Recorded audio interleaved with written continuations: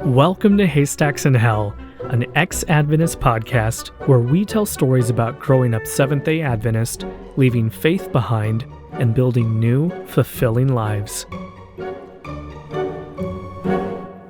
Welcome back to Haystacks in Hell. I'm your host, Santiago, and today we have a special bonus episode. As I've mentioned before, one of the goals of this podcast is to amplify the voices of people who were in the Adventist system. So for this episode, I'm going to read 3 stories that were submitted by listeners like you. If you have a story you'd like to share, you can see the show notes or visit our website at hell.bio for details. Before I forget, make sure to follow the show by subscribing on YouTube or your favorite podcast app. And for anyone listening on Apple Podcasts or Spotify, I'd really appreciate it if you'd leave a rating and review to help other folks find the show. With that, let's jump into the stories. First, we have a story that was shared on January 8, 2023 by someone using the pseudonym Ex-Fundie. She writes, "Hello, just listened to the first episode of the podcast, and I'm excited to continue this journey. I've been deconstructing for the past year from the very conservative fringes of Adventism. I went to Adventist education all the way through college. I was vegan for a few years, left glow tracks / signs of the times in store bathrooms, and almost threw away all my pants once to only wear skirts. I was very fundamentalistic and quite proud, because I was pretty good at keeping the rules. Until college, that is. I fell into a moderate depression when I realized I couldn't meet the impossible standards that were being preached at my school. I believed that I could literally become perfect and sinless, because when probation closed, we wouldn't have an intercessor between that time and Jesus' return to earth. I never thought that would be more than a day or so, just however long it takes Jesus to travel to earth from heaven. But in this period of time, I would have to be perfect. So to prepare for the close of probation, I better be pretty damn close to perfect now. So any little thing I did that was, quote, sinful, like eating junk food, staying up late, reading fiction, tore me apart with guilt and self-loathing. I finally decided I was damned to hell, and that thought actually gave me some comfort. When I died, I would simply cease to exist, but I wouldn't have to keep trying so hard to do the impossible in the meantime. I gave up, deciding it was better to be lost, but still had guilt. Of course, on the outside, I was still playing the perfect Adventist girl that was a spiritual role model for so many classmates. I think forcing myself to live such a fake life really contributed to the depression.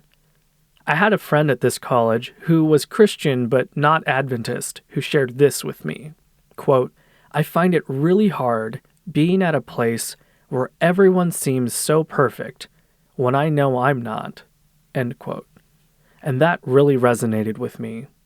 There were many other things at this school that bothered me, such as the pastor / Bible teacher calling out students who skipped prayer meeting or sinned in some other way from the pulpit, dissing on all other Adventist colleges because we're so much better, and making fun of / laughing about people being lost, like Darwin, etc. I finally came to the conclusion that either the Bible wasn't infallible or God wasn't good. This isn't to say there wasn't anything positive about my college experience, but unfortunately, these experiences were tainted by my internal conflict.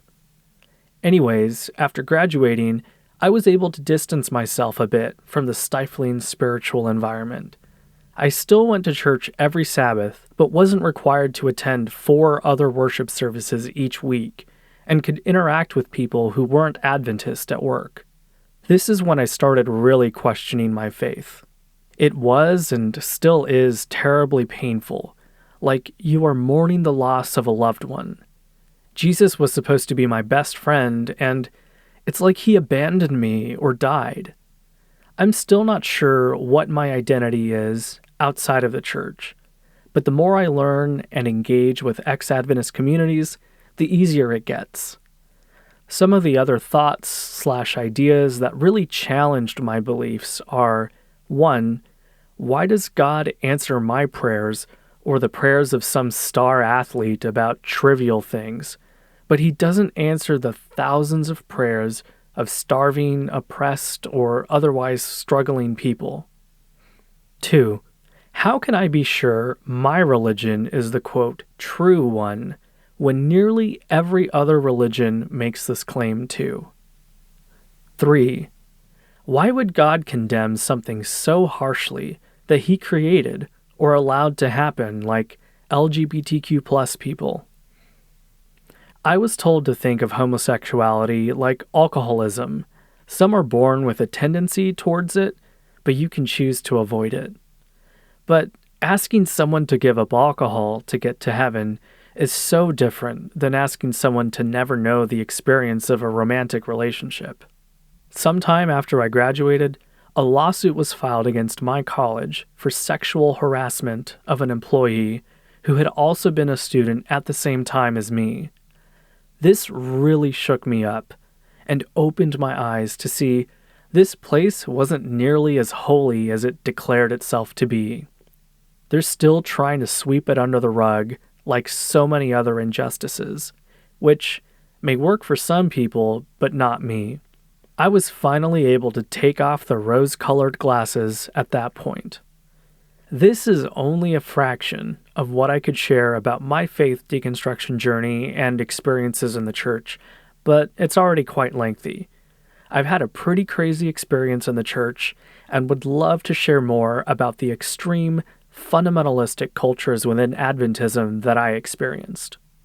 So that was Faithless Fundie's story, and I want to say thank you again to her for being willing to share and for giving permission to share her story on the website and this podcast. Next, we have a story that was shared a few days later on January 11 by Madison. She writes, "Hello, I'm from Puerto Rico. I enjoyed the first episode and figured I'd share my story in case it's of help for others. I grew up in church, and since young, my parents would take me to various churches to preach and or play piano. My parents were very involved as Adventists, and by proxy, I was too. As I grew up and began dealing with body dysphoria, I felt like I wasn't taking my faith seriously, and that if I devoted more time in church, these feelings would go away. I would pray every night for God to remove these feelings and would spend more time reading the Bible and studying the lesson book they would give us, but how I felt never really went away, and with time, I began to feel worse about my body and how it was changing in a way I hated. I dealt with depression and felt broken and ashamed of who I was. There wasn't anyone I could talk to about how I felt because I was scared of getting kicked out and being judged by family, the congregation, and everyone that I knew. I remember when I was around 16, during one sermon, my pastor began talking about LGBTQ people and how we were an abomination, perverts, and evil, wicked people who chose to be this way. He kept preaching, and I just remember thinking afterwards, I never chose to be this way. That sparked me to question how true what the pastor was saying was, and overall what this religion pushed as, quote, true. After that, I decided to learn more about my beliefs and whether or not I had a good reason to believe. The more I looked into the church and the Bible, the less I believed in it.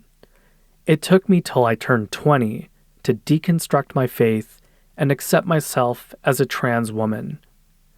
It was a difficult process. The only person from my close family that knows is my mom, and surprisingly, what hurt her more was finding out I didn't believe anymore, rather than me being trans. She still does not accept nor support me for who I am, and most likely, most in my family won't, since they share the same religious beliefs. At the end of the day, regardless of how my parents feel, it is my life, and I refuse to continue lying and hiding. I want to keep on learning, live an authentic life free from shame towards myself, and continue to meet new people and forming friendships with people that accept me for who I am. Finding communities and podcasts similar to this one has helped me to feel supported and not alone in my experience.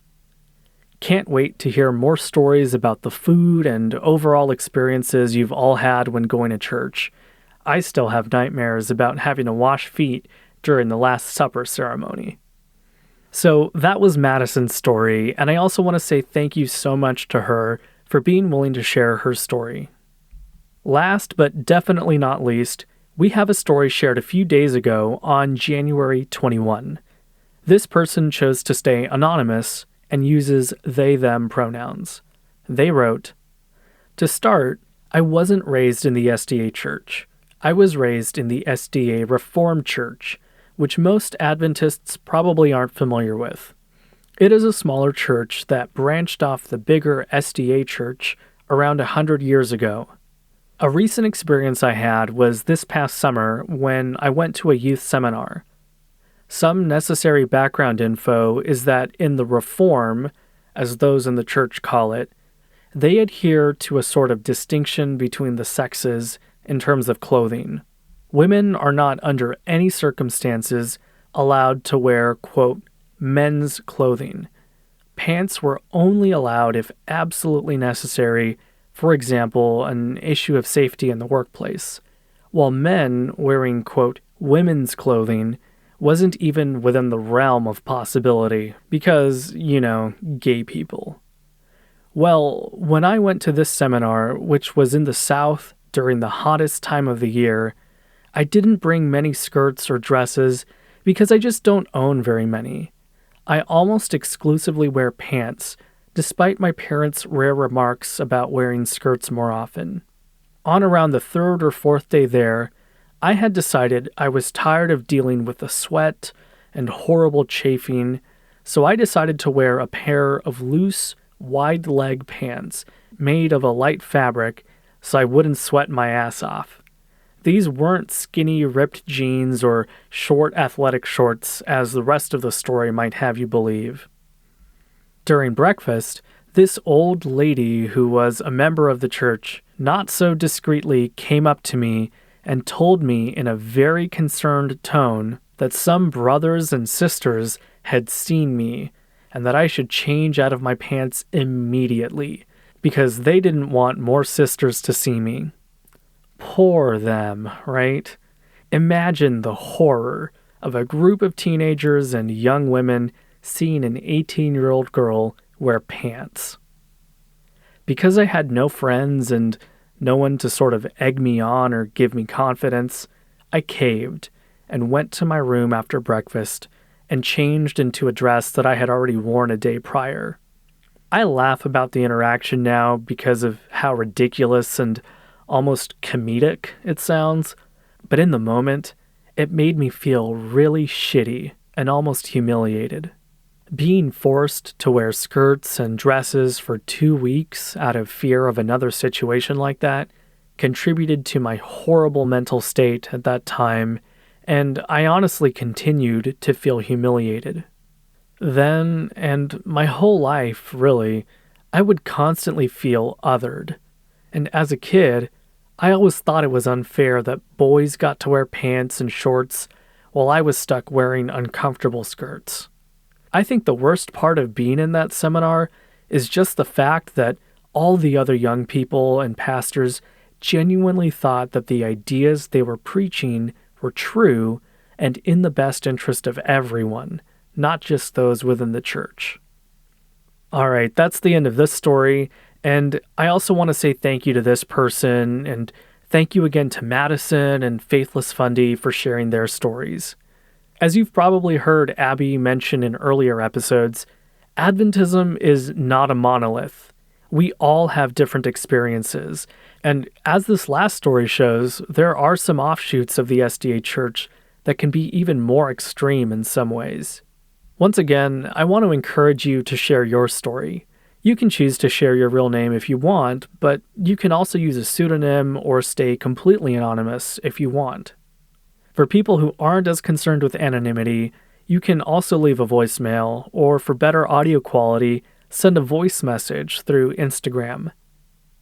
Our voicemail number is 301-750-8648, and you can find us on Instagram at HaystacksNHell.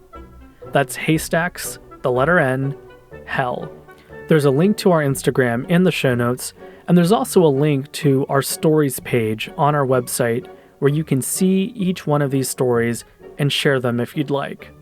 Thanks again for listening, and make sure to follow, rate, and review the show.